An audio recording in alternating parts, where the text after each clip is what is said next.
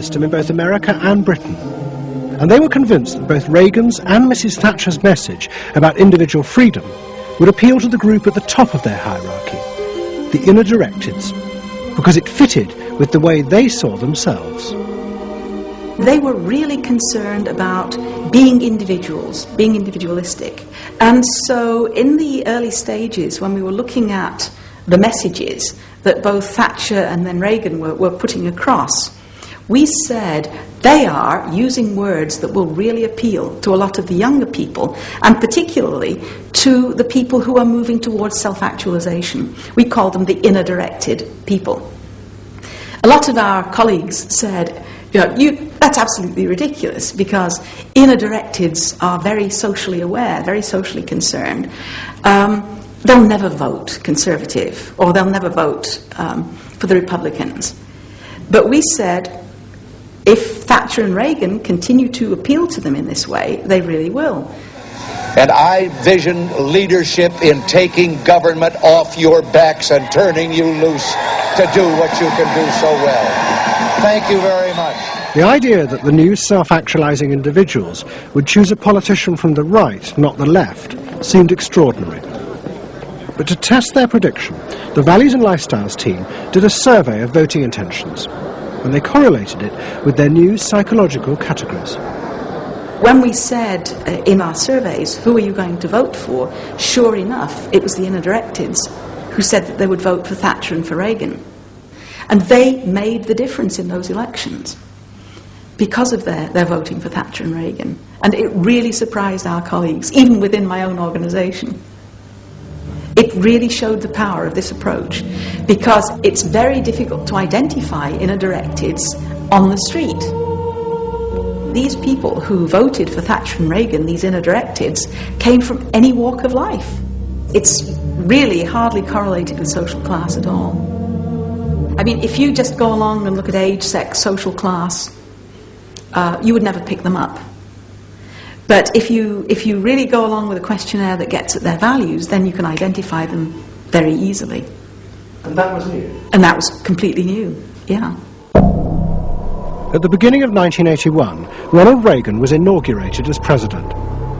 But he took charge of a country that was facing economic disaster. The terrible inflation of the 1970s had destroyed much of America's traditional heavy industries, and millions were unemployed. But true to his campaign promises, Reagan told the country he would not step in to help, as all previous governments had since the war. These United States are confronted with an economic affliction of great proportions. We suffer from the longest and one of the worst sustained inflations in our national history. Idle industries have cast workers into unemployment, human misery, and personal indignity. In this present crisis, government is not the solution to our problem. Government is the problem. But America's ailing economy was about to be rescued, not by government, but by the new groups that the market researchers had identified, the self-actualizing individuals. They were about to become the motor for what would be called the new economy. You can be what you want to be. So regarding V8, what do you really want? A tasty product that's good for me. What do you want that for? One technique is that we ask people the same question over and over and over again, and we say, what do you want?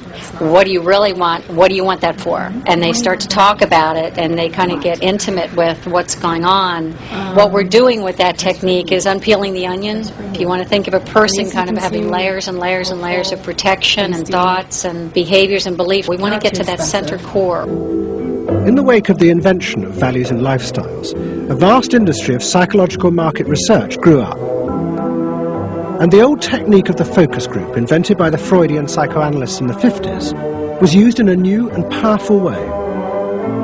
The original aim of the focus group had been to find ways to entice people to buy a limited range of mass-produced goods. But now focus groups were used in a different way to explore the inner feelings of lifestyle groups, and out of that invent whole new ranges of products which would allow those groups to express what they felt was their individuality. and the generation who had once rebelled against the conformity imposed by consumerism now embraced it because it helped them to be themselves. What capitalism managed to do that was brilliant was to actually create products that people like me would be interested in, that people like Jerry Rubin would be interested in. Capitalism developed a whole industry at developing products that evoked a larger sense of self, that seemed to agree with us that the self was infinite, that you could be anything you wanted to be, that took our philosophy and agreed with it, and then created products that supposedly helped you, aids, that helped you be this limitless self. The product sells you a way of life, a way of being. The product sells you values. You dress this way, you live in a house like this, you have furniture like this, you use this computer. Do you have regular jeans or? Oh, Gloria Vanderbilt does a lot in denim, in silks, and in cotton. You eat in these restaurants, there are values there, hipness, coolness. This is not, I repeat, not a marketing scheme. So the notion that you could buy an identity replaced the original movement notion that you were perfectly free to create an identity. And you were perfectly free to change the world and make the world anything you wanted it to be. Well, what I wear is a statement. And this vast range of new desires fitted perfectly with changes in industrial production. Computers now allowed manufacturers to economically produce short runs of consumer goods. The old restrictions of mass production disappeared, as did the worry that had bedeviled corporate America ever since mass production had been invented, that they would produce too many goods. With the new self, consumer desire seemed to have no limit. In the United States, the concern of companies was always that supply would outstrip demand, that we were producing too much, and that there was not a market for it.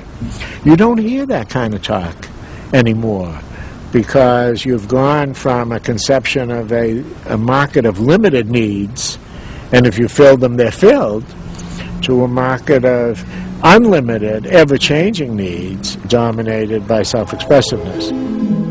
That products and services can satisfy in an endless variety of ways, and ways that change all the time. And consequently, economies have unlimited horizons. Out of this explosion of desire came what seemed a never-ending consumer boom that regenerated the American economy. The original idea had been that the liberation of the self would create new kinds of people, free of social constraint.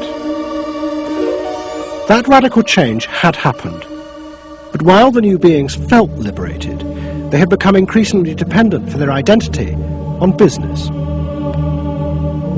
The corporations had realized that it was in their interests to encourage people to feel that they were unique individuals and then offer them ways to express that individuality. A world in which people felt they were rebelling against conformity was not a threat to business, but its greatest opportunity.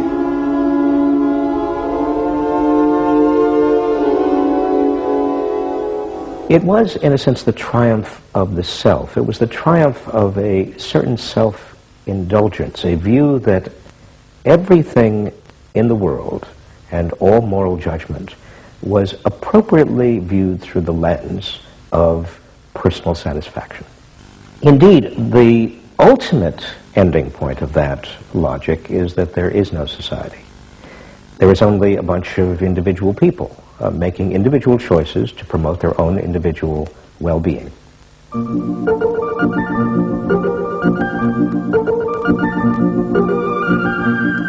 Next week's episode tells the story of how politicians on the left, in both Britain and America, turned to the techniques developed by business in order to regain power. But what they didn't realize is that what had worked for business would undermine the very basis of their political beliefs. They would find themselves trapped by the greedy desires of the new self.